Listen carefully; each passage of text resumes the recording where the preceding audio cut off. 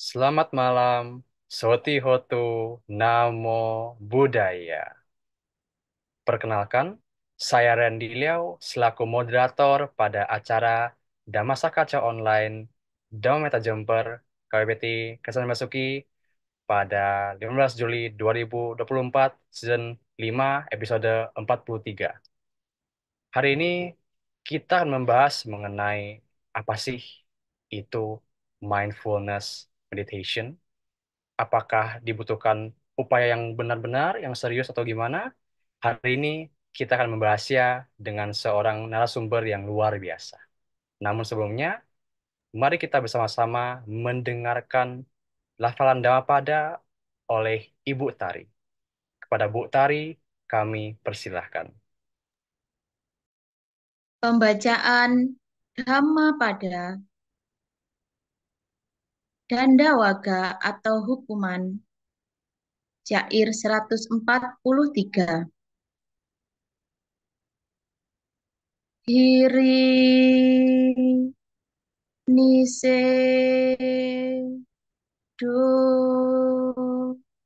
Puriso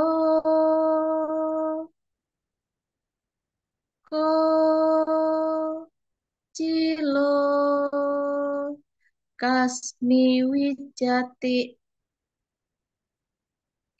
Yo Nidang apapun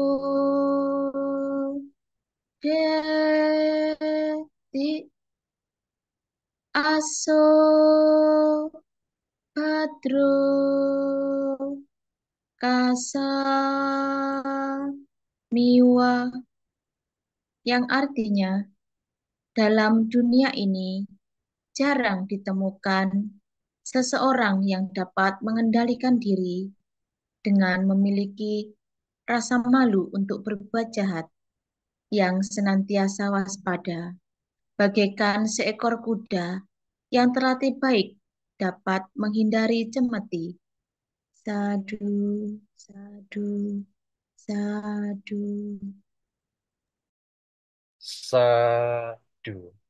Baik, terima kasih Bu Tari atas pembacaan dalam padanya. Berikutnya, mari kita mulai dengan bersama-sama melakukan serangkaian puja dan puji kepada Sang Buddha dan membacakan parita Nama Karapata secara terpimpin. Nama Karapata.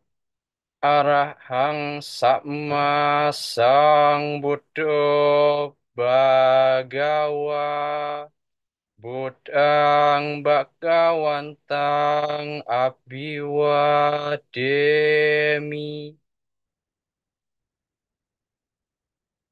Swakato Bhagawata Dhammo Dhammang Namassami Supartipakno Bhagavato Sawaka Sangho Sangang Namami.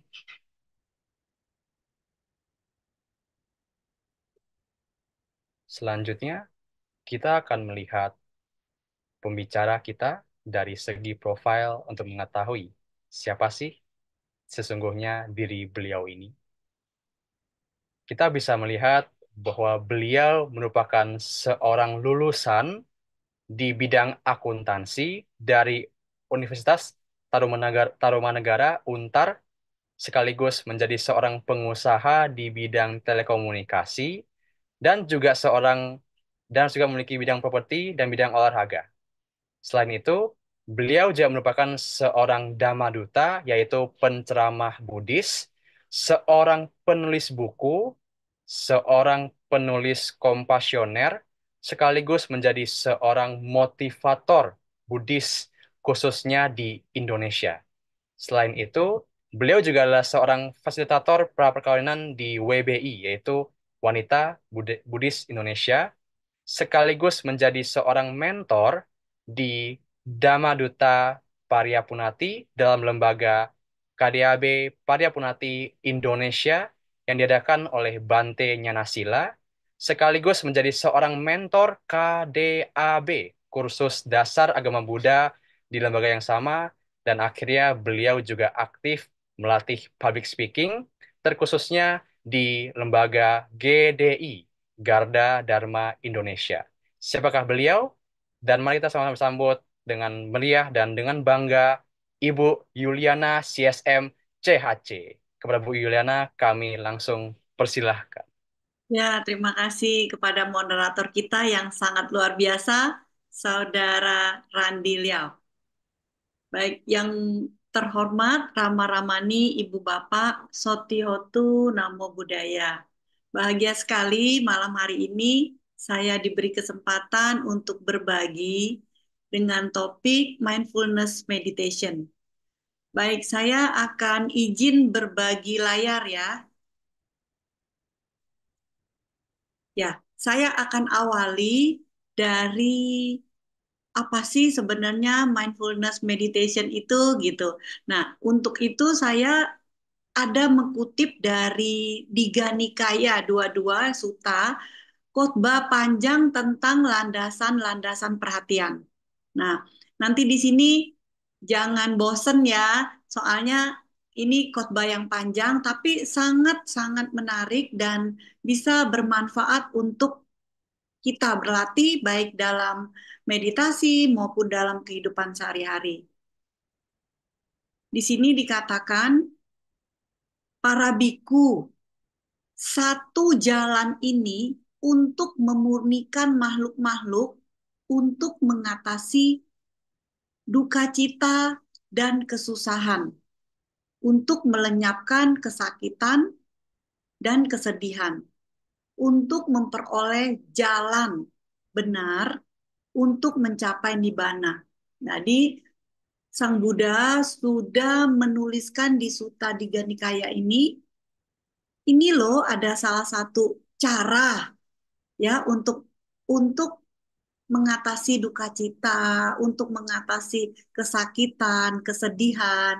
Jadi ini udah ada satu jalan, kita tinggal mengikuti jika kita mau mencapai nibbana.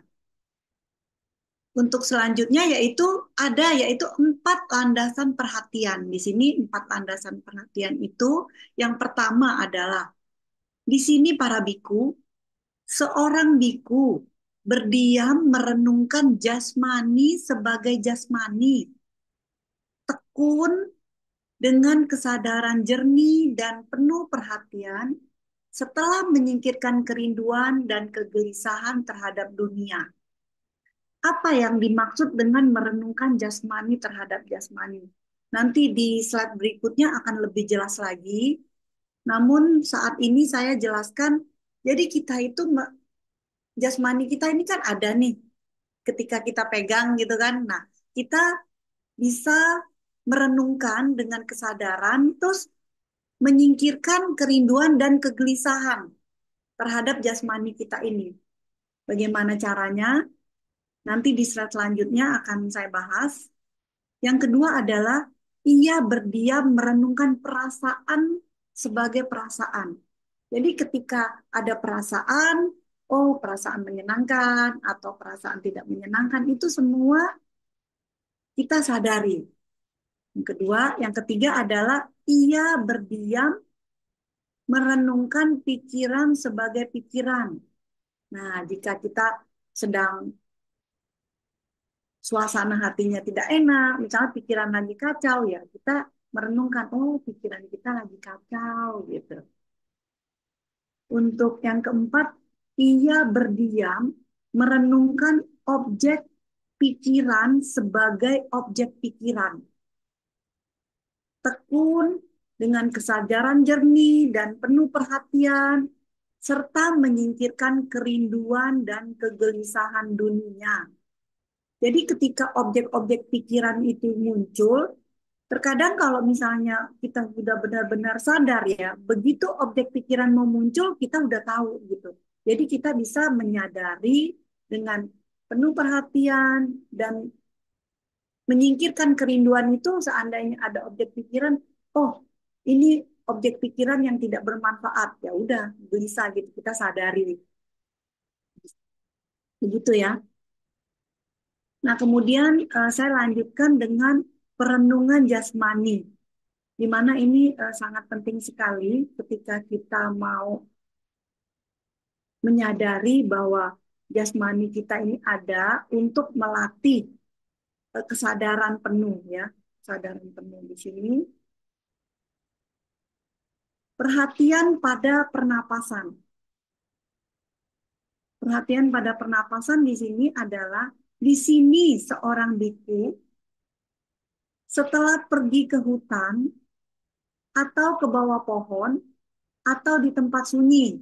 Nah, ini kita bermeditasi untuk jangka waktu yang panjang ya, misalnya retret.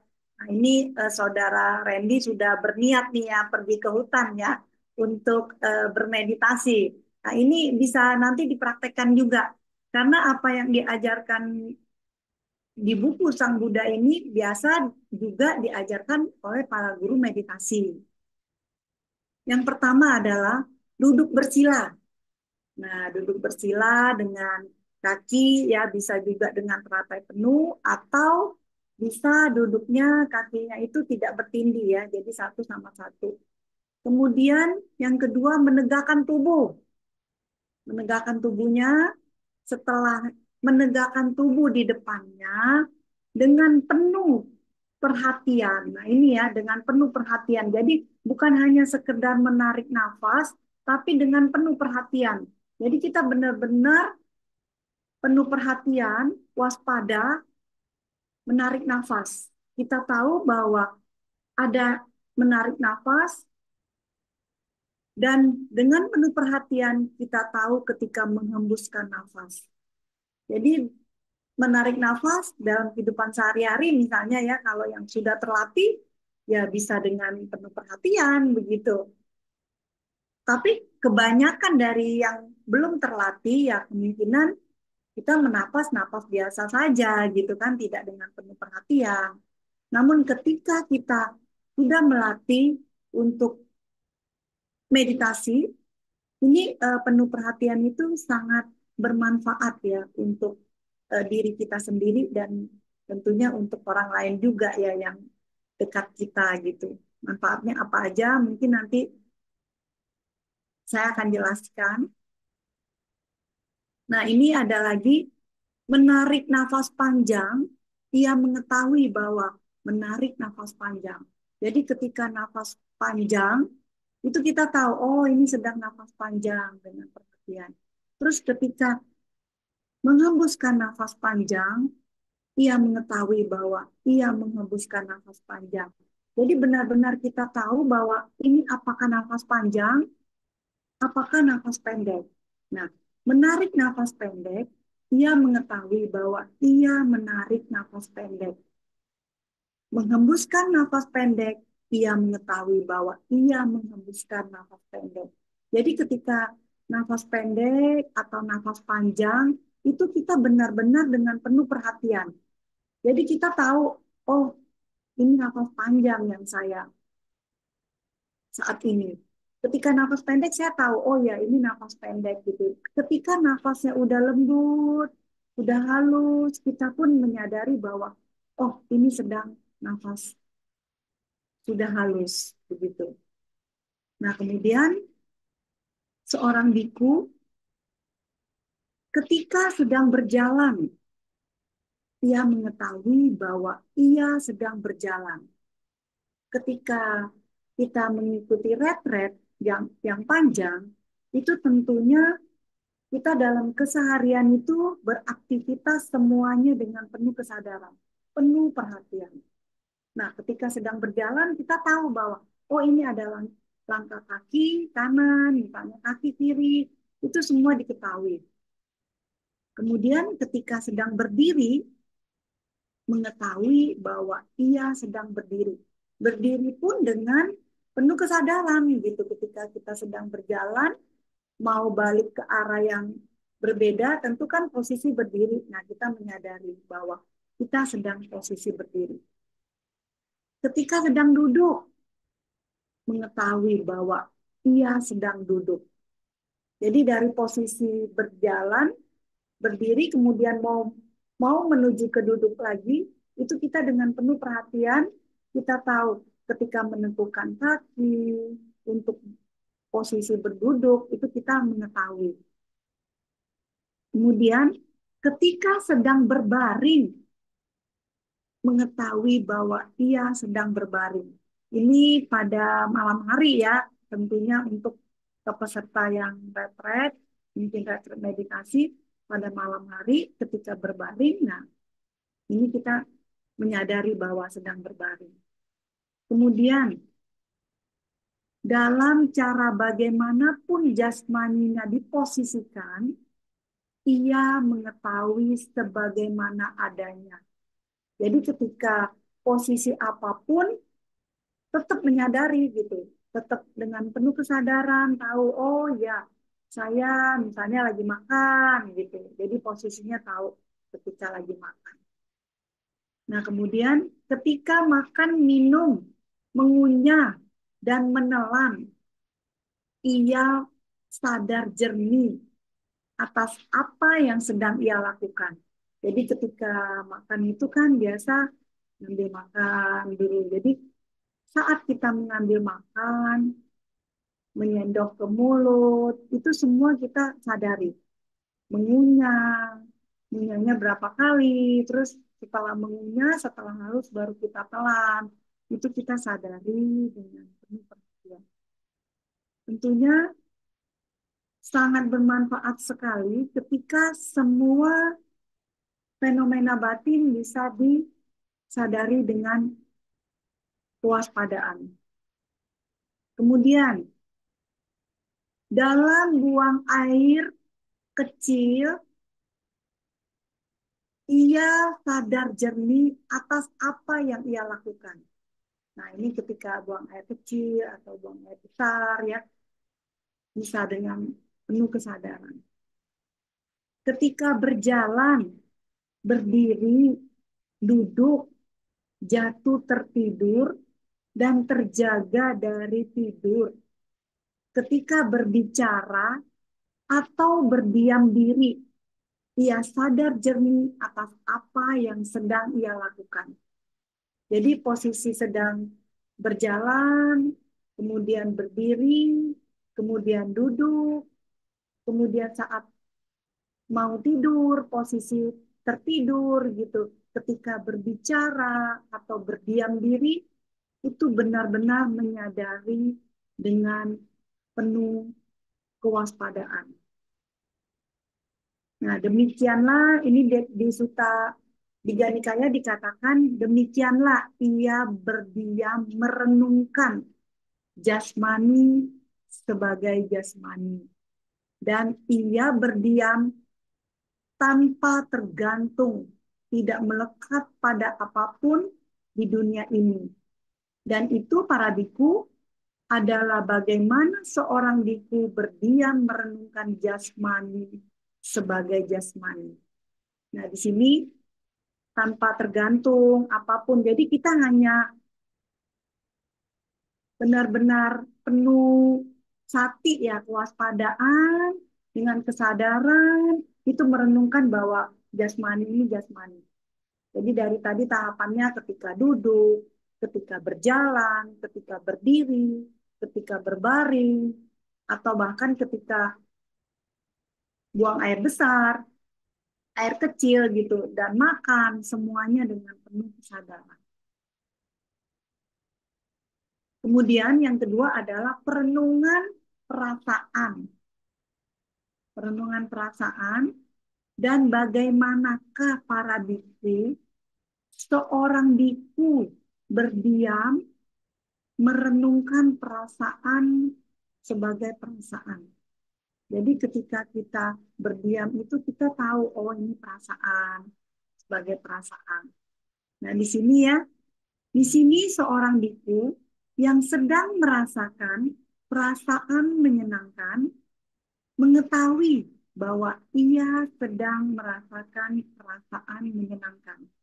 Jadi saat menyadari perasaan, oh ini ada perasaan menyenangkan, ya merasakan gitu, oh ini perasaan menyenangkan.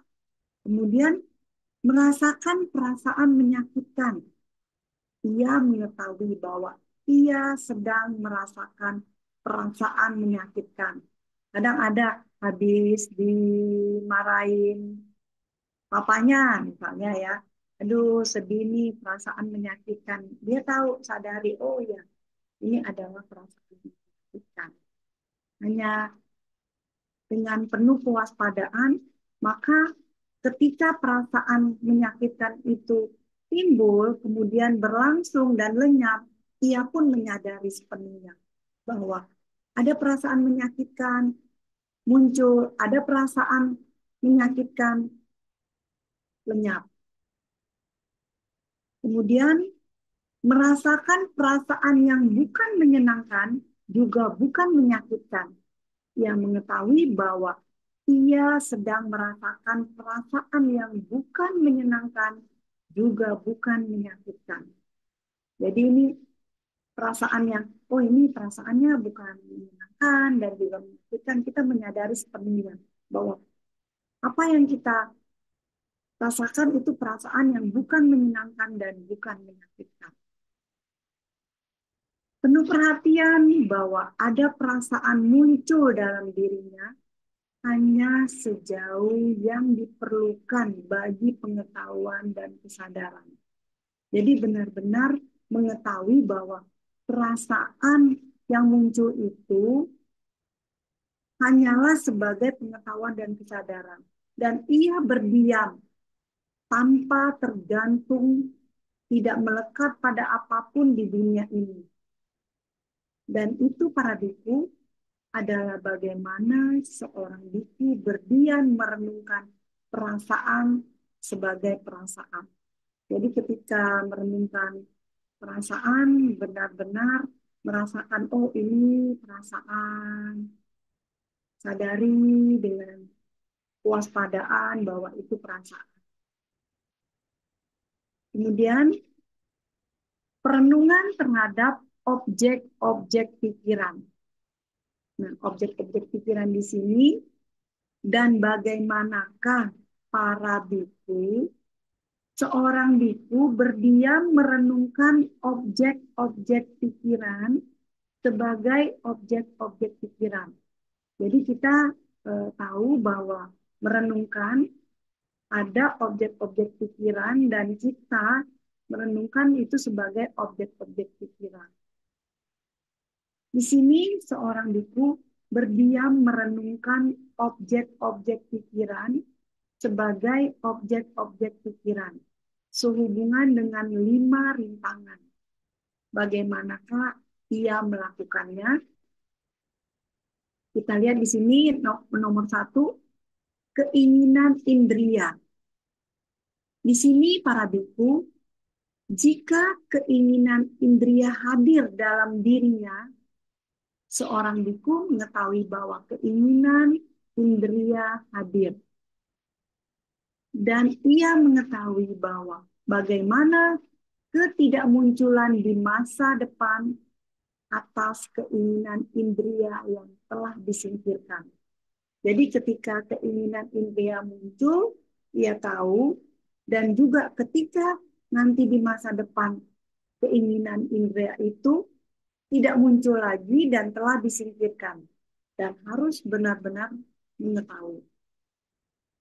Yang kedua adalah kebencian. Ya, mungkin kita masih umat rumah tangga ya.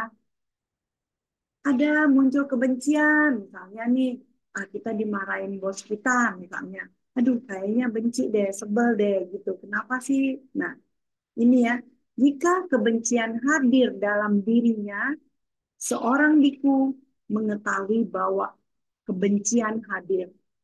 Dan ia mengetahui bagaimana ketidakmunculan di masa depan atas kebencian yang telah disingkirkan.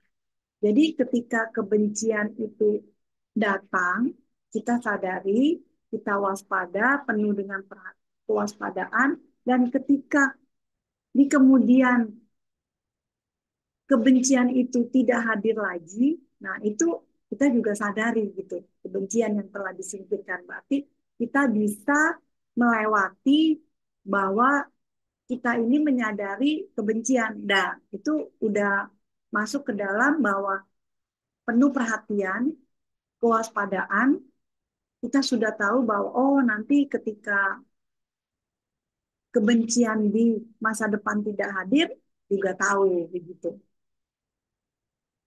Yang ketiga adalah ketumpulan dan kelambanan.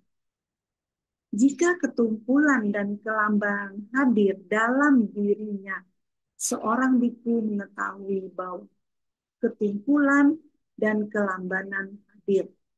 Dan ia mengetahui bagaimana kemunculan di masa depan atas ketumpulan dan kelambanan yang telah disingkirkan. Yang keempat adalah kekhawatiran dan kegelisahan. Nah, ini sering ya hadir dalam kehidupan sehari-hari. Kegelisahan mungkin gelisah nih belum dapat misalnya di pertengahan bulan, aduh masih lama nih gajian gitu kan. Gelisah nih belum bisa beli sesuatu yang diinginkan gitu, menunggu masih 15 hari lagi misalnya gitu kan. Nah, jika kekhawatiran dan kegelisahan hadir dalam dirinya, seorang biku mengetahui bahwa kekhawatiran dan kegelisahan hadir. Dan ia mengetahui bagaimana ketidakmunculan di masa depan atas kekhawatiran dan kegelisahan yang telah disingkirkan. Yang kelima adalah keraguan-raguan. Jika keraguan-raguan hadir dalam dirinya, seorang biku mengetahui bahwa keraguan-raguan hadir dan ia mengetahui bagaimana menyingkirkan keraguan-raguan yang telah muncul dan ia mengetahui bagaimana ketidakmunculan di masa depan atas keraguan-raguan yang telah disingkirkan. Jadi keraguan-raguan ini sangat penting ya dalam ajaran Sang Buddha. Kita misalnya kita masih ragu-ragu nih, belum memiliki keyakinan yang kuat. Nah, ini kita sadari, oh ya, saya ini ragu-ragu gitu. Jadi benar-benar dengan penuh perhatian tahu gitu. Ketika nanti keraguan-raguannya sudah lenyap dan di masa depan telah disingkirkan, itu pun harus kita perhatikan.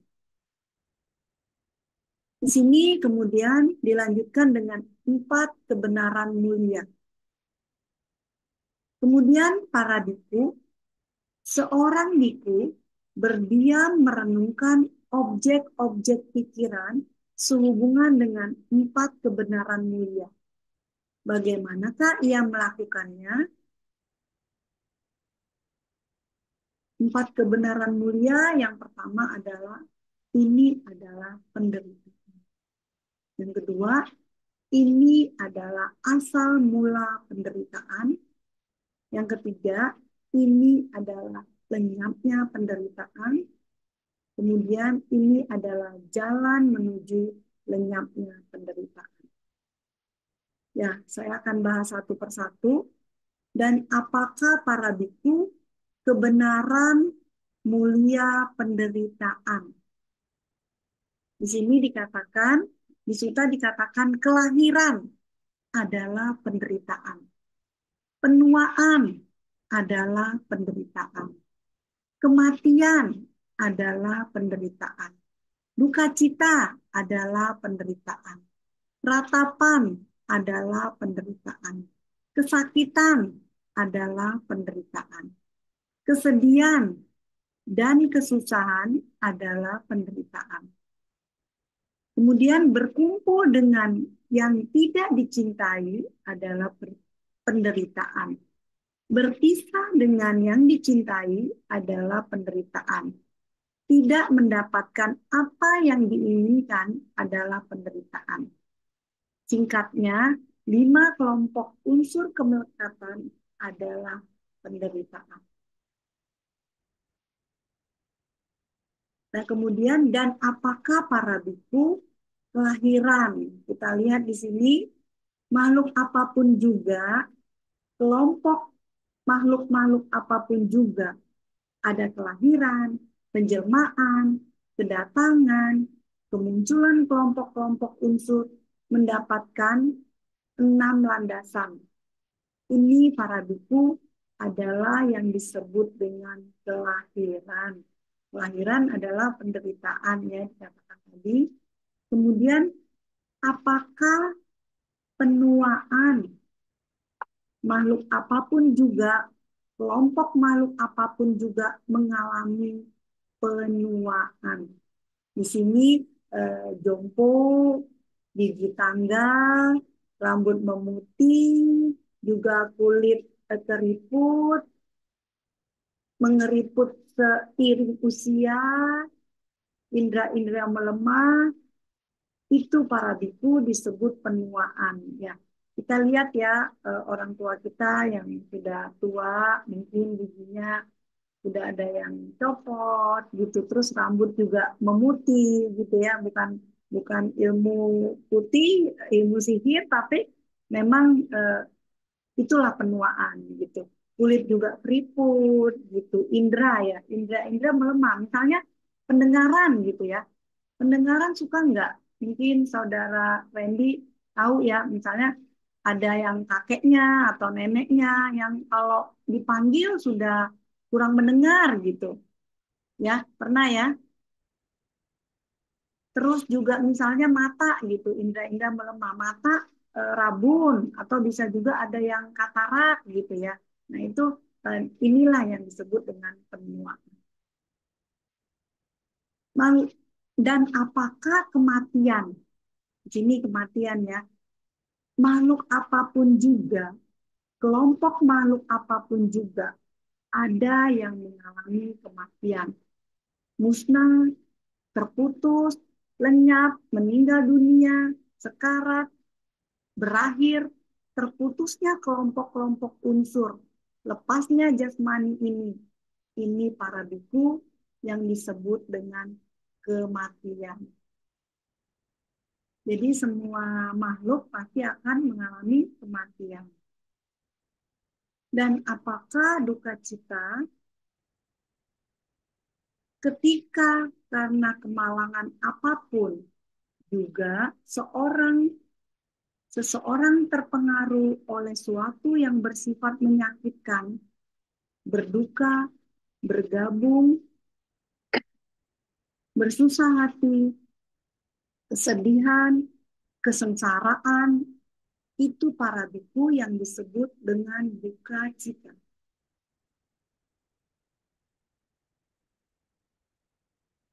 Dan apakah ratapan ketika karena kemalangan apapun juga seorang mempengaruhi oleh suatu yang bersifat menyakitkan dan menjadi menangis, mengeluh, meraung karena ratapan, karena sedih dan ratapan, itu para biku yang disebut dengan ratapan. Dan apakah kesakitan? Perasaan sakit apapun pada jasmani kita ini muncul rasa sakit, mungkin di kaki, mungkin di tangan, semuanya ya. Perasaan tidak menyenangkan pada jasmani. Perasaan sakit atau tidak yang tidak menyenangkan yang muncul dari kontak jasmani itu para biku yang disebut dengan kesakitan. Dan apakah kesedihan? Perasaan sakit apapun pada pikiran, perasaan tidak menyenangkan pada pikiran, perasaan sakit atau tidak menyenangkan yang muncul dari kontak pikiran, ini para biku yang disebut dengan kesedihan. Sering ya kita mengalami kesedihan, mungkin ada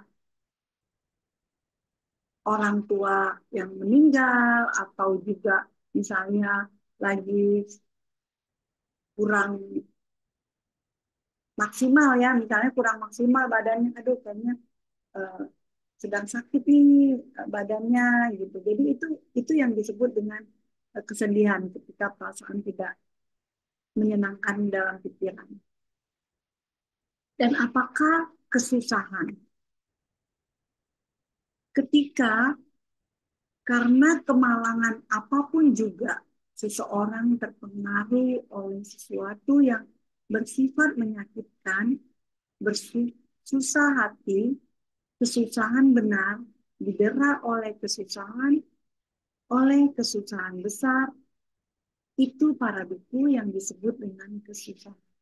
Jadi kemalangan misalnya mendapat sesuatu yang tidak dikehendaki ya, misalnya mengalami kecelakaan atau apa, nah itu yang disebut ada kesusahan ya, kesusahan besar ataupun kesusahan kecil.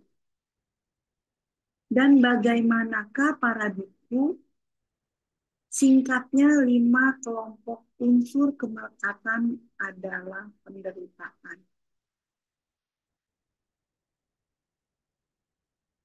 5 kelompok unsur kemelekatan bentuk, yaitu kelompok unsur kemelekatan perasaan, kelompok unsur kemelekatan persepsi, juga kelompok unsur kemelekatan bentuk-bentuk pikiran.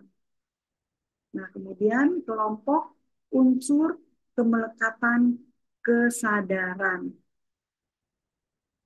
Ini adalah singkatnya 5 kelompok unsur kemelekatan adalah penderitaan. Dan itu para biku disebut kebenaran mulia penderitaan. Kemudian, dan apakah para biku kebenaran mulia asal mula penderitaan? Yaitu ketajian yang memunculkan kelahiran, yang bergabung dengan kesenangan dan nafsu, mencari kenikmatan baru di sana-sini, dengan kata lain, ketagihan akan kenikmatan indria, ketagihan akan penjelmaan, dan ketagihan akan tanpa penjelmaan. Jadi di sini kita di mana kelahiran itu kita sepertinya kita berulang-ulang ya di sini ya. Tidak berkalpa-kalpa, kelahiran, lahir, meninggal, lahir, kembali gitu. Dan di manakah ketagihan ini muncul dan mengokohkan dirinya, dimanapun di dunia ini terdapat hal-hal yang menyenangkan dan dapat dinikmati, di sana ketagihan itu muncul dan mengokohkan dirinya. Jadi ketika kita dapat menikmati apapun dari keinginan indria, atau itu adalah ketagihan yang bisa menyebabkan penderitaan. Kemudian dilanjutkan dengan, dan apakah di dunia ini hal-hal yang menyenangkan dan dapat dinikmati. Nah ini ya, apa itu yang menyenangkan dan dapat dinikmati? Mata, mata ya, mata, telinga, hidung, lidah, badan, dan pikiran. Di dunia ini adalah hal yang menyenangkan dan dapat dinikmati. Dan juga dikatakan pikiran di dunia ini adalah hal yang menyenangkan dan dapat dinikmati, dan di sana ketagihan itu muncul dan mengokohkan dirinya. Inilah yang menyebabkan kita terlahir kembali ya, karena kita bisa hal yang menyenangkan itu kita nikmati dan kita lekati, maka disitulah munculnya ketagihan. Pertimbangan yang tertuju pada pandangan-pandangan, suara-suara, bau-bauan, rasa kecap, rasa kecapan, objek-objek sentuhan, objek-objek pikiran di dunia ini adalah hal yang menyenangkan dan dapat dinikmati, dan di sana keinginan itu muncul dan mengokohkan diri. Dan ini para biku disebut kebenaran mulia asal mula penderitaan.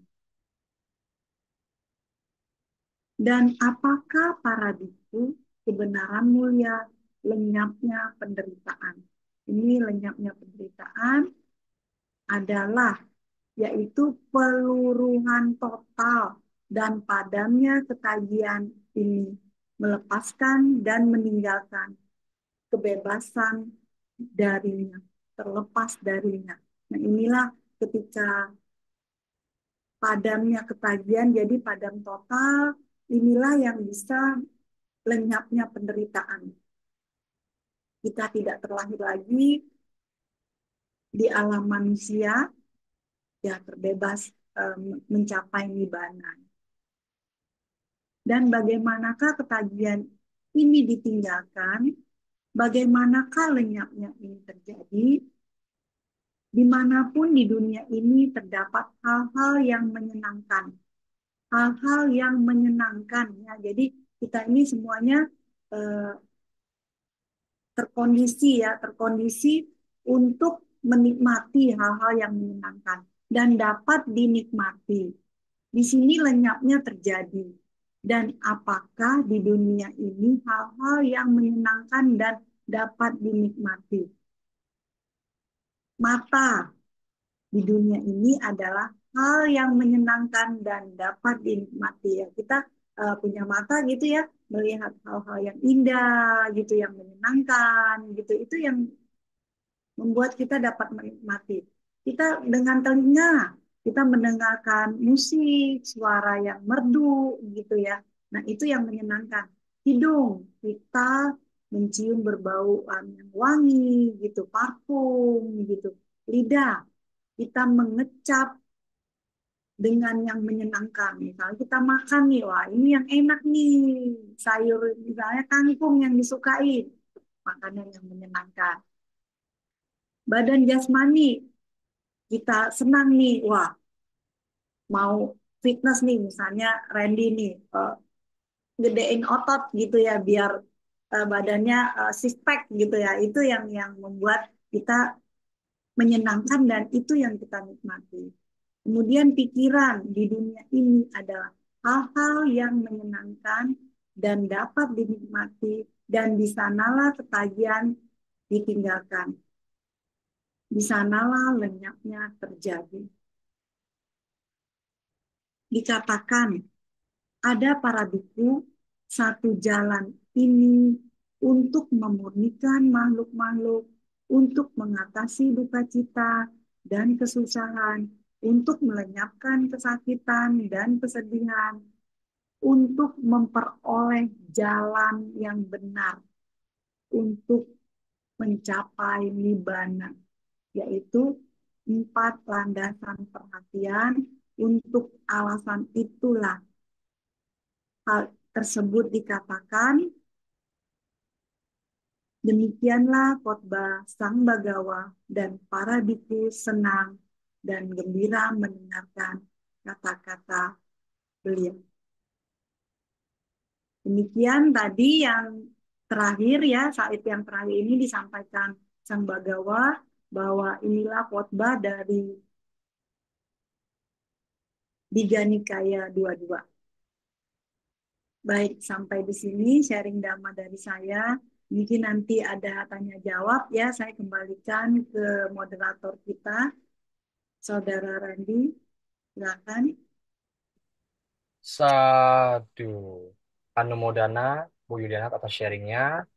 Jadi saya sudah merangkum dan juga menuliskan kesimpulan awal ya sebelum nanti Q&A nanti di akhir sesi. Dan teman-teman sekalian kalau misalnya mau tahu lebih jelas, tadi Bu Yuliana sedang membahas dan merangkum mengulas kembali Sutta Digha Nikaya 22 dengan nama Maha Satipatthana Sutta dalam kajian Theravada ya, Theravada dengan mengatakan bahwa inilah para bikhu jalan menuju lenyapnya penderitaan, dukkha dan sebagainya, mengondisikan terrealisasinya nibbana. Oke. Dan teman-teman sekalian juga bisa mengetahui bahwa dari berbagai alasan yang telah disampaikan, kita bisa melihat bahwa sutta ini sebenarnya sangat menekankan pada esensi pentingnya memahami 4 kebenaran mulia, yaitu dukkha, sebab dukkha, lenyapnya duka dan jalan menuju lenyapnya duka. Catari Arya Sacani. Dari kesimpulan sini, kita sebenarnya bisa melihat bahwa kita bisa melatih dengan penuh ketekunan dan juga kesadaran perhatian penuh dalam mengamati objek-objek pikiran sebagai pikiran, jasmani sebagai jasmani, dan sebagainya dengan penuh perhatian, kewaspadaan, dan sebagainya dengan cara duduk bersila, menegakkan tubuh yang tegak dan nyaman dan rileks, supaya kita juga nggak tahu tegang dan juga bisa mengendurkan tubuh supaya lebih nyaman, sekaligus dengan perhatian penuh mengembangkan nafas, mengembuskan nafas, dan menghirup nafas, dan juga mengeluarkan nafas, dan hanya tahu betul, tahu jelas, dan kita juga bisa beraktivitas dengan penuh kesadaran tiap harinya. Nafas masuk, sadari masuk, keluar, sadari keluar, masuk, keluar, hanya disadari, nanti barusan pelan-pelan dikembangkan ke arah-arah yang lebih baik, ke arah-arah yang lain. Pelan selanjutnya, kita juga melihat bahwa dalam konteks merenungkan objek-objek pikiran sebagai pikiran, kita mengamati objek pikiran yaitu adanya keinginan indriawi dari 5 indria, yaitu dengan darinya mata, telinga, mulut, hidung, dan juga perasaan dan juga pikiran. Sekaligus kita mengetahui ada kebencian, oh saya tahu sedang rasa benci, tidak suka, tidak ingin, menolak, menolak, habis itu ada rasa-rasa denial, penolakan. Kemudian kita juga mengembangkan dan juga mengetahui, oh ini ada rasa-rasa kelambanan dalam tubuh, ketumpulan, kemalasan, yaitu lebih ke arah Cinamida. Sekaligus kita juga melihat adanya kekhawatiran dan juga kegelisahan. Misalnya kalau misalnya yang umum ya, saya lagi duduk meditasi, ini kompor udah dimatiin belum ya apinya? Atau enggak, itu peliharaan saya punya kucing udah kasih makan belum ya? Muncul-muncul kegelisahan pikiran, itu disadari. Sekaligus keraguan-raguan terhadap ajaran Sang Buddha. Contohnya misalnya kita lagi duduk meditasi, kita mulai mikirin, ini saya punya metode meditasi bener gak ya? Keraguan-keraguan muncul, atau enggak bahkan ragu sama ajaran Sang Buddha. Misalnya, Sang Buddha tuh ada nggak sih yang ajarin tentang dukkha, sebab dukkha, dan sebagainya? Hingga kita tahu bahwa adanya 4 kebenaran mulia, yaitu adanya penderitaan, yakni ada lahir, lahir, tua, kematian, atau tangis, berpisah dengan cintai, dan juga bertemu dengan yang dibenci, dan sebagainya, hingga tahap-tahap berikutnya. Jadi secara kesimpulan, kita bisa melihat bahwa sebenarnya meditasi itu adalah salah satu jalan menuju lenyapnya penderitaan hingga terrealisasinya nibbana. Jadi teman-teman sekalian, apabila ada yang ingin bertanya, saya persilahkan untuk melalui tulis di kolom chat Zoom maupun di YouTube maupun bisa langsung raise hand untuk langsung berinteraksi secara langsung dengan Bu Yuliana CSM CHC secara live Zoom. Oke, nah Bu Yuliana, saya akan memulai dulu. Maaf bentar Ci Novi ya, saya akan mulai dulu satu pertanyaan lebih awal di awal nih. Jadi Bu Yuliana, saya tuh suka dengar pertanyaan, kenapa harus meditasi? Perasaan saya udah kerja, saya punya bisnis, saya mah nggak usah meditasi, udah bisa lah. Yang penting berbuat baik aja. Wihara juga nggak usah lah, yang penting buat baik, banyak doa itu. Itu gimana Bu Yuliana? Terima kasih. Ini maksudnya pertanyaan untuk saya, kenapa saya meditasi gitu? Saya maksudnya kayak lebih, mengapa harus meditasi gitu? Mengapa harus Oh, meditasi? gitu. Nah, ini yang pertanyaan bagus sekali ya. Jadi, ajaran Sang Buddha itu kan kita tahu dari awal dana, sila, samadhi. Ketika kita sudah berdana, kita tentu mau meningkatkan diri lagi kan dengan menjalankan sila. Ketika kita udah menjalankan sila, kita meningkatkan diri kembali dengan meditasi. Tentunya meditasi itu manfaatnya luar biasa loh. Jadi jangan karena kita misalnya nih, ada yang bilang gini, karena udah stres baru deh nyarinya ke meditasi gitu kan, atau nyari yang itu bagus kalau nyari meditasi karena udah benar gitu tempatnya. Jangan nyari yang negatif gitu kan, positif. Nah, kelebihannya lagi kenapa orang harus meditasi ketika meditasi, orang yang bermeditasi nih ya, tadi kan udah dijelasin, kita merenungkan terhadap perasaan jasmani, terhadap. Nah, dalam kehidupan sehari-hari, pastinya namanya juga masih hidup ya, pasti ada yang mengalami namanya duka cita gitu kan, atau apa. Nah, ketika hal itu muncul karena sudah terbiasa melatih kewaspadaan, kesadaran, meditasi itu kan melatih kesadaran atau kewaspadaan. Hal yang negatif muncul, kesedihan ataupun itu, kita bisa mengatasinya. Jadi walaupun penyakit nih, misalnya kita lagi sakit nih, badan boleh sakit, tapi batin tidak sakit. Itu yang penting ya. Jadi dari meditasi ini sangat bermanfaat untuk ketika hal negatif yang muncul, kita bisa menyadari gitu. Hal positif pun juga ya, apapun ya. Jadi apapun negatif mau positif gitu. Semua kita sadarin dan itu yang membuat batin kita ini udah kesadaran udah kuat gitu. Jadi dikatakan, oh iya, kok sakit-sakit masih ketawa gitu. Misalnya di rumah sakit, susternya, dokternya nyuntik gitu ya. Kok ketawa-ketawa? Ya, karena kita udah tahu, oh ya kebenarannya tuh memang begitu gitu. Memang lagi sakit, ya udah kita terima gitu. Ya, mungkin nanti lebih jelasnya ada pertanyaan lain lagi, bisa saya tambahkan lagi nanti ya. Apakah menjawab pertanyaannya? Baik, terima kasih Bu saat menjawab sekali ya. Ya. Tuh. Nah, Bu, kita langsung memberikan kesempatan buat Cinovianti yang sudah resen. Silahkan Cinovianti. Terima kasih untuk Randi. Selamat malam Bu Yuliana, Namo Samyadi Budaya, Namo Buddhaya. Izin bertanya Ibu, nah, ketika kita melakukan meditasi, jika kita mulai ada keraguan di dalam diri kita, misalkan saya pertama melakukan meditasi jalan terlebih dahulu gitu ya, lalu saya berdiri sebentar, itu pada saat berdiri saya muncul rasa ragu untuk berjalan kembali. Apakah dengan metode itu yang saya lakukan, jika saya ragu dalam meditasi saya, itu saya juga ragu terhadap ajaran Buddha, Bu.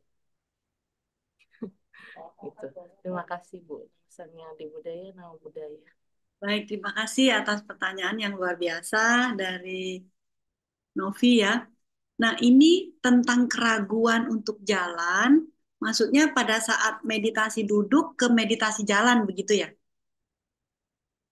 Atau meditasi jalannya yang ragu? Ketika meditasi jalan, untuk kita mix dengan meditasi berdiri, gitu. Oh, Berdiri jadi, untuk berbelok, untuk berjalan kembali gitu. oh ya ya ya, saya paham. Jadi, nah ini kan biasanya ya karena ya mungkin di wihara meditasinya kan meditasi duduk. Ketika ada suatu misalnya ada satu hari atau retret baru memungkinkan untuk meditasi jalan ya di wihara itu ya. Nah itu misalnya kamu timbul keraguan gitu ya, keraguan meditasi jalan dari jalan ke berdiri gitu ya. Nah ini apakah termasuk keraguan dalam ajaran Sang Buddha? Kalau menurut saya itu tidak ya. Jadi gini, keraguan yang dimaksud itu adalah keraguan karena belum bisa mengatasi apa yang dialami tubuh kita ini. Misalnya kan meditasi berdiri atau jalan itu kan tentunya harus mengamati dengan sungguh-sungguh gitu ya, mengamati dengan kewaspadaan. Ketika kewaspadaan kita belum kuat, itu pasti kita timbul keraguan-raguan. Aduh, kayaknya meditasi jalan kok begini-begini amat gitu ya. Ngapain sih ini gitu kan?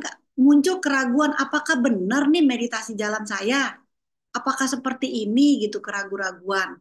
Nah, itu kita harus benar-benar memasukkan kewaspadaan itu dalam diri kita. Lagi jalan gitu kita benar-benar perhatiin. Misalnya metodenya kan bermacam-macam ya. Ada mengamati telapak kaki, ada mengamati gerakannya gitu, tergantung dengan instruksi dari guru yang mengajar. Ketika kita mengamati gerakan kaki itu dengan penuh kewaspadaan, kita amati gitu. Oh ya, ini sedang melangkah, letakan gitu, naik lagi gitu. Nah, itu terus aja gitu. Memang sebenarnya saya juga pernah mengalami pada saat saya mulai-mulai meditasi, itu saya benar-benar ragu-ragu banget. Ngapain sih ini jalan doang gitu kan. Saya bilang gini, ngapain kayaknya nggak ada hasil sama sekali gitu. Malah pegel ini kaki gitu. Nah itu keraguan-raguan itu kalau menurut saya bukan keraguan-raguan terhadap Sang Buddha, bukan. Tapi keraguan-raguan karena kita belum, kewaspadaan kita belum maksimal. Mungkin kewaspadaan udah ada sedikit gitu. Ketika sudah mau aja, itu berarti kita ini udah menuju untuk diri kita ini mau untuk waspada gitu. Tapi karena mungkin karena sebagai pemula atau juga karena banyak pikiran ya, suka-suka ini lagi, ke pikiran lagi, jalan lagi gitu. Saya juga penuh ragu-ragu, apa bener ini ya gitu. Terus akhirnya ya dengan guru pembimbing bilangnya amati aja, pelan-pelan, amati, amati lama-lama. Oh, dapat gitu. Sesungguhnya kayak gini tuh meditasi jalan gitu. Nah itu harus dipraktekkan sendiri, harus dapat sendiri gitu. Jadi sebenarnya ada guru meditasi yang mengajarkan saya ya, sebenarnya meditasi itu adalah latihan untuk mengingat gitu. Kita udah tahu nih, eh, dengan langkah begini saya dapat perhatian. Besok-besok saya ingat, oh kemarin itu saya begini ya dapat ya, coba saya praktekin lagi gitu. Itu sesungguhnya. Jadi kita ya harus dengan sabar ya, tentunya sabar ya. Kecuali nih kehidupan yang lalu mungkin udah pernah belajar nih, jadi udah benar-benar eh, meditasinya udah bagus. Tinggal di kehidupan ini ketika belajar langsung bisa cepet dapet gitu. Tapi kalau sudah merasakan mau ngikut aja nih, saya salut banget nih dengan saudara Randi ya, dia mau ngikut retret ya nanti katanya 1 bulan. Nah ini sadu-sadu, berarti sudah jalannya itu dia sudah berminat aja udah bagus banget gitu. Jangan pikirin nanti di sananya bagaimana, yang penting ikut dulu gitu. Udah karma baik gitu ya. Jadi kalau misalnya keraguan-raguan itu yang ditanyakan tadi itu karena eh, satinya, kesadarannya itu belum maksimal. Mungkin terjawab atau mau diskusi lagi boleh? Sudah cukup penjelasannya Bu Yuliana. Terima Ya, kasih. Namo terima Buddhaya. kasih. Baik, terima kasih Cinovi atas pertanyaannya. Semoga menjawab ya Cinovi. Dan juga nih Bu Yuliana, nih ada pertanyaan berikutnya. Pas lagi meditasi, kakinya kesemutan, terus tiba-tiba suka gatel sama kebas. Itu gimana ya solusinya ya Bu Yuliana? Terima kasih. Ya. Terima kasih. Ini pertanyaan dari siapa? Namanya di anonim sih Bu. Oh ya, jadi gini, kebanyakan kayaknya hampir deh, hampir semuanya deh saya pun mengalami gitu ya. Jadi sakit, kesemutan, kebas itu semuanya. Jadi jangan jangan beranggapan, aduh saya sendiri nih yang sakit kesemutan gitu kan. Namanya kita masih punya jasmani ini ya. Ketika rasa sakit, kesemutan datang, kita sadari aja. Sadari bahwa oh ya ada rasa sakit gitu. Misalnya kita bertekad 1 jam ya. Kalau bisa 1 jam itu, ketika rasa sakit itu muncul, kita sadari, waspada bahwa oh ya ini saya sedang sakit nih. Tapi kita tidak ngerubah posisi ya. Sedapat mungkin jangan ngerubah posisi itu untuk apa? Kayak orang gimana ya? Kayak masak telur gitu ya. Masak telur. Belum belum 5 menit dibalik gitu. Nah, seperti juga dengan meditasi. Kalau kita retret panjang, itu 1 jam itu sedapat mungkin kita ikutin yang apa yang diinstruksiin guru pembimbing ya. Misalnya 1 jam jangan gerak ya, kemudian 1 jam lagi baru meditasi jalan, ikutin aja. Pasti itu ada hasilnya nanti. Tapi ketika ada sakit sedikit kesemutan langsung dipindahin, pindah kaki gitu, ganti kaki ya, ganti kaki bukan ganti kaki, berarti pindah posisi. Kalau ganti kaki, kakinya Randy gitu di kaki diganti sama kakinya Novi gitu ya. Tapi ganti posisi itu sedapat mungkin kita benar-benar tidak lakukan.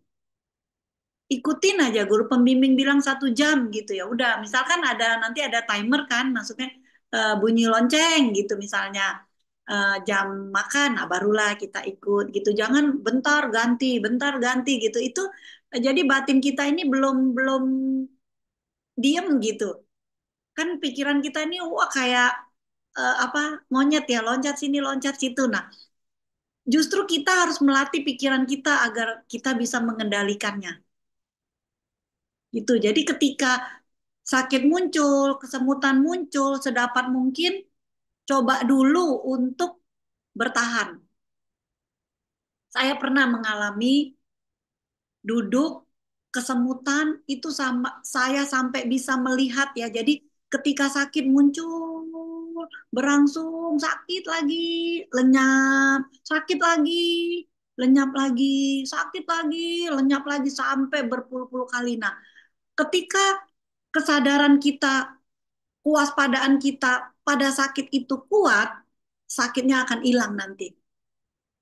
Percaya, ini saya udah mengalami sendiri. Jadi sakit, lenyap, sakit, lenyap, sakit, lenyap. Akhirnya kayak kayak ada eh, apa ya, uratnya kayak serut gitu. Bisa kayak gitu sendiri setelah beberapa jam gitu duduk ya. Jadi kayaknya kayak kayak di bengkeli gitu. Nah, tapi jangan berharap ya, jangan berharap wah ini kata Bu Yuli bisa sembuh nih gitu. Enggak. Jadi semua orang kondisinya berbeda-beda ya, seperti itu. Mudah-mudahan terjawab pertanyaannya.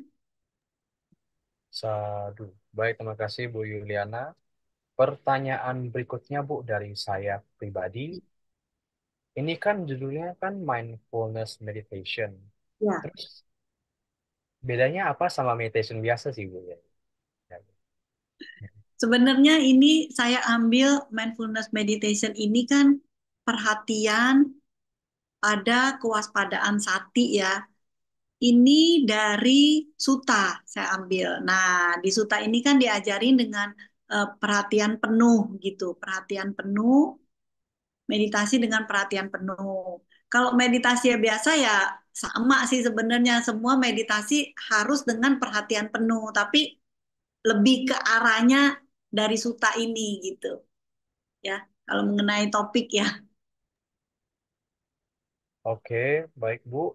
Nah, ini mungkin teman-teman di sini juga penasaran sih tentang motivasi di balik seorang Bu Yuliana yang juga memiliki Instagram Sahabat Dharma ini. Apa sih alasan Ibu untuk terjun ke dunia meditasi dan bahkan ikutin retret, ikutin pelatihan, ikutin jadi mentor meditasi, KDAB, dan sebagainya, Bu? Silakan. Ya, baik, terima kasih. Saya berbagi dulu dari sharing Dhamma ya. Ini Instagram, ini ada apa? Saya di sini Instagram saya sharing_Dhamma. Itu saya setiap hari berbagi. Alasan saya gini. Ini pertama kali adalah saat pandemi. Nah, saat pandemi saya itu suka baca suta gitu ya, baik dari Dhammapada juga dari suta-suta yang lain.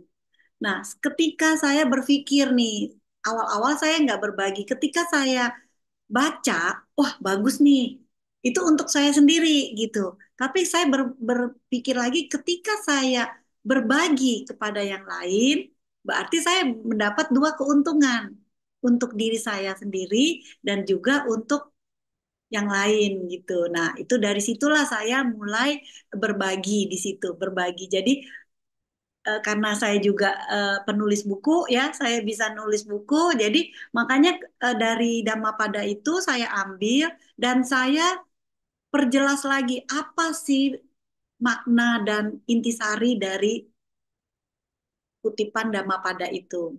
Saya tulis. Nah, mulai dari 100 gitu followernya. Wah, banyak nih. Kemudian 200 gitu, tambah banyak, 1000 gitu. Nah, ini kebanyakan dari luar negeri juga ya. Ada dari India, dari Amerika, ya dari Indonesia juga banyak gitu ya, banyak. Nah, kemudian karena saya tidak menulis nama saya di awal, saya biasa menulis sharing dhamma aja gitu, tapi saya nggak tulis siapa diri saya. Saya dipanggil biku waktu itu. Followernya panggil Bante gini-gini. Nah, saya juga kaget gitu. Wah, gimana nih gitu ya. Nah, akhirnya ada seorang biku yang memberitahu saya, kalau begitu kamu harus tulis siapa diri kamu. Akhirnya saya tulislah di situ Yuliana GLF, ini saya Instagram pribadi saya.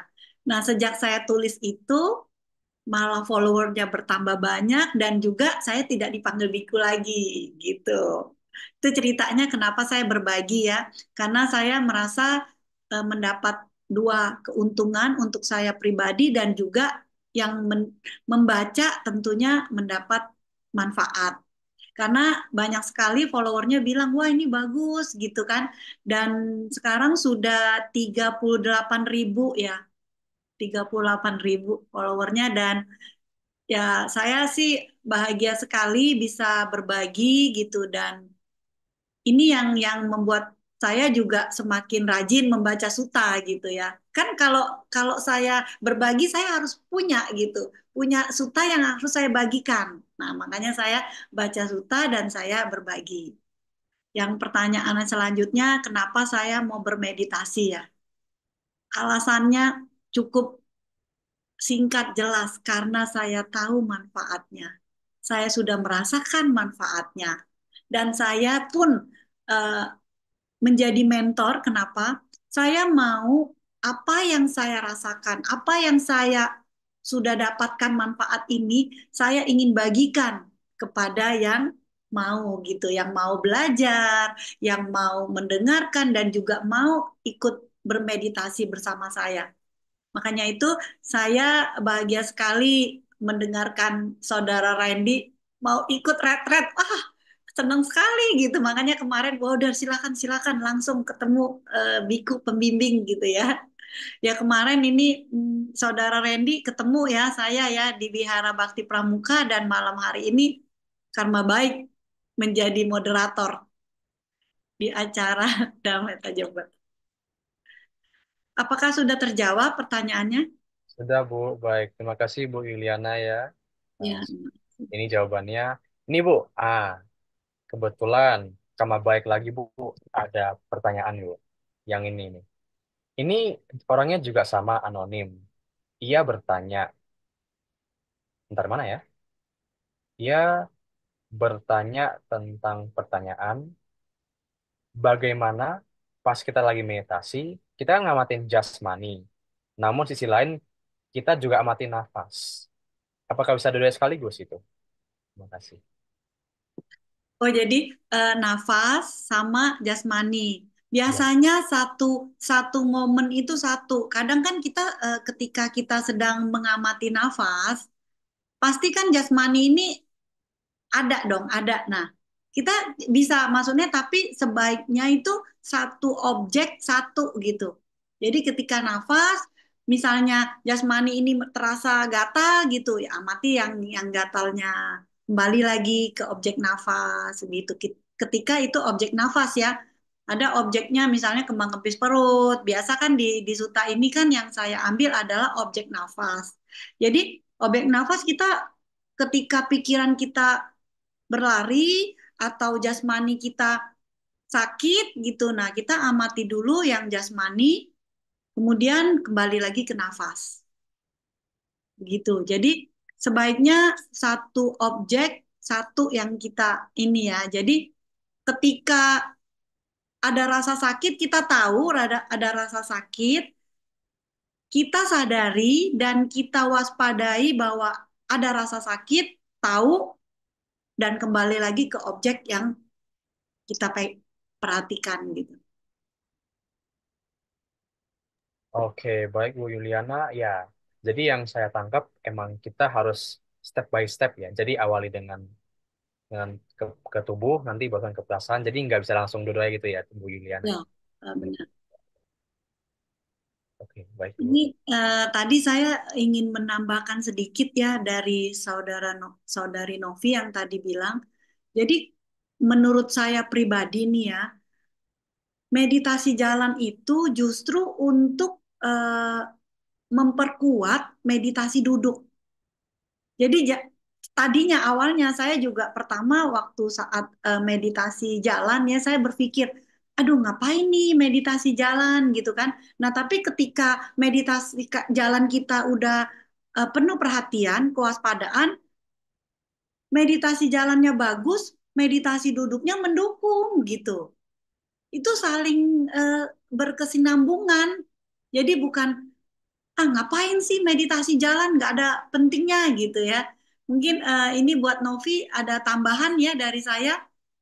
Jadi ketika meditasi kita jalan kita udah bagus, pas lagi duduk itu jadi lebih nyaman gitu, batinnya udah terkondisi gitu. Jadi duduknya bisa lebih lama gitu. Lebih lama dan juga lebih apa ya? Lebih waspada gitu. Karena dari pas jalan itu udah terkondisi gitu.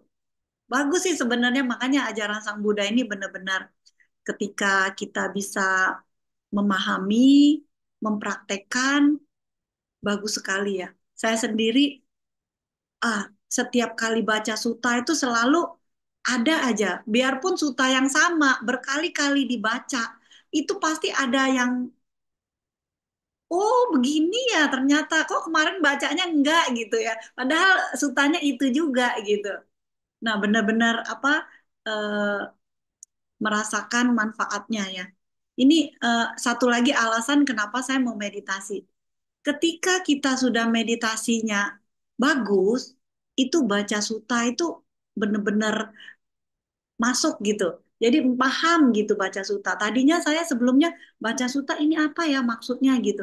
Nah, dibarengin dengan meditasi, pembacaan suta itu jadi lebih paham kita gitu. Gitu sih lebih eh, mengapa saya mau gitu ikut meditasi dan retret gitu malah meninggalkan pekerjaan gitu kan menghindar pekerjaan nah itu merasakan manfaatnya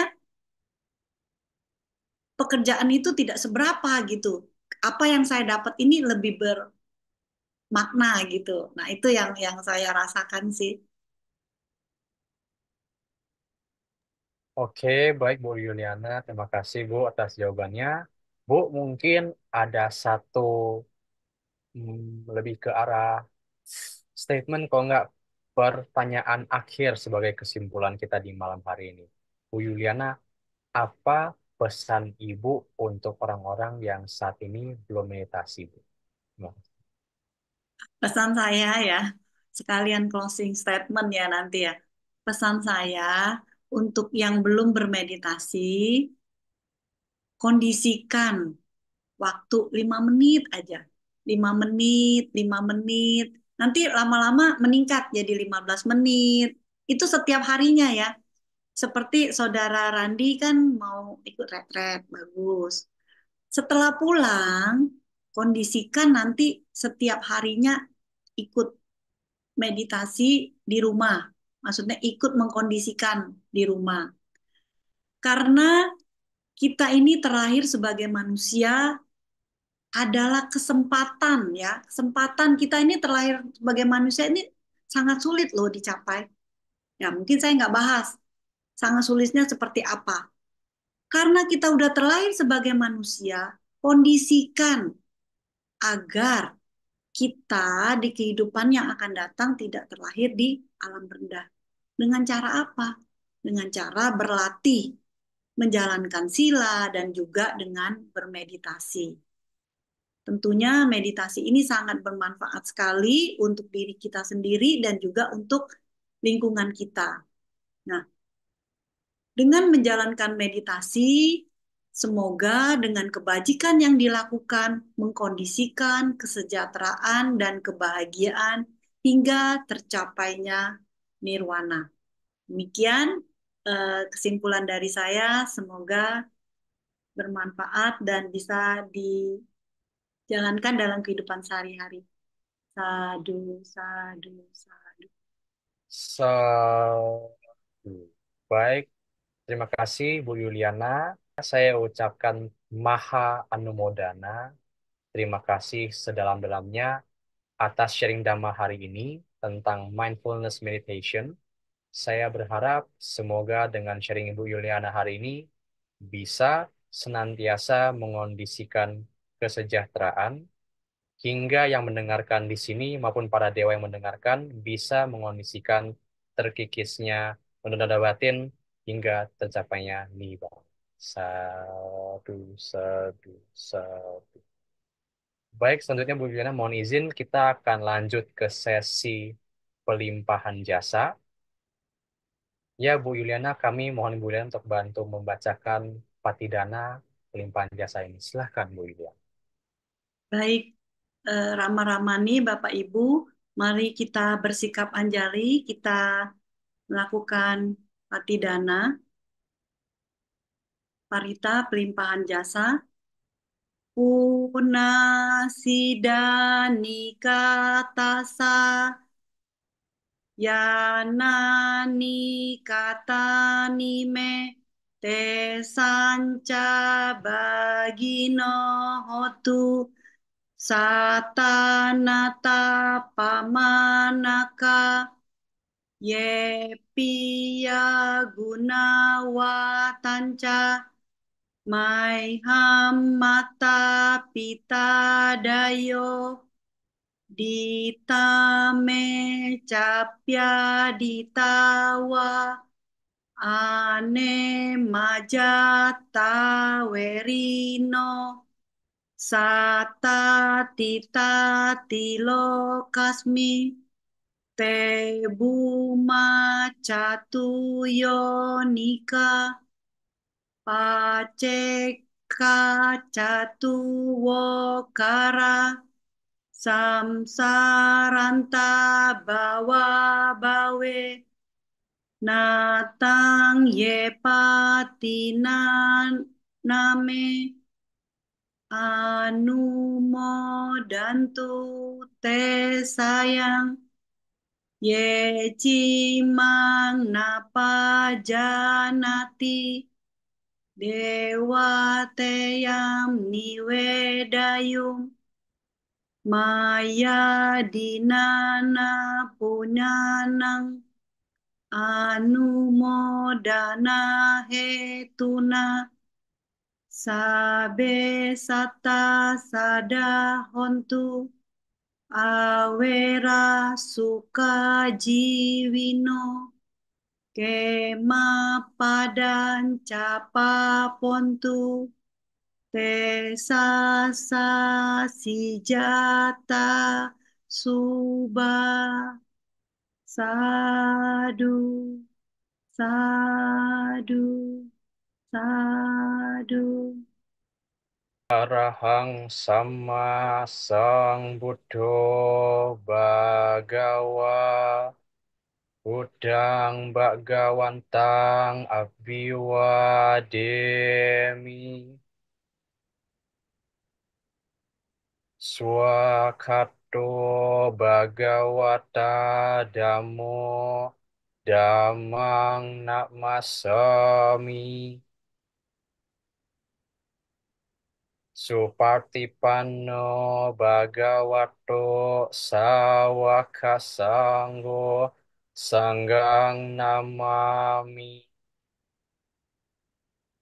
Sabe Sata Bawantu Sukitata Semoga semua makhluk berbahagia. Sadu, sadu, sadu. Sebelum akhir sesi ini, mari kita menyaksikan beberapa pengumuman.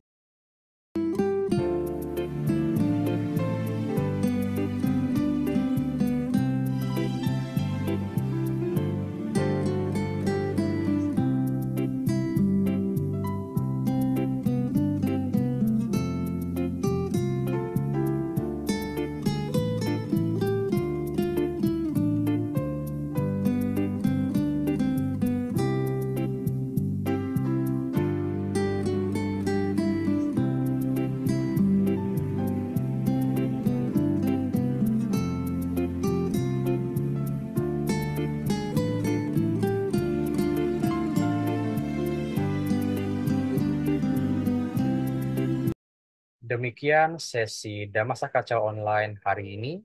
Saya doakan semoga kita semua senantiasa dalam keadaan bahagia dan disertai oleh pemupukan kemakbajikan yang berbahagia hingga mengondisikan tercapainya Nibbana. Terima kasih kepada yang telah hadir. Terima kasih Bu Yuliana dan juga teman-teman sedama. Maka dari ini, sesi hari ini telah selesai dan saya ucapkan mohon maaf apabila ada kata yang kurang berkenan. Dan sampai jumpa di kegiatan Damasa Kacau Online Damai Jemper yang berikutnya. Akhir kata, jangan lupa tulus mengabdi, tiada henti. Sotihotu, Namo Buddhaya.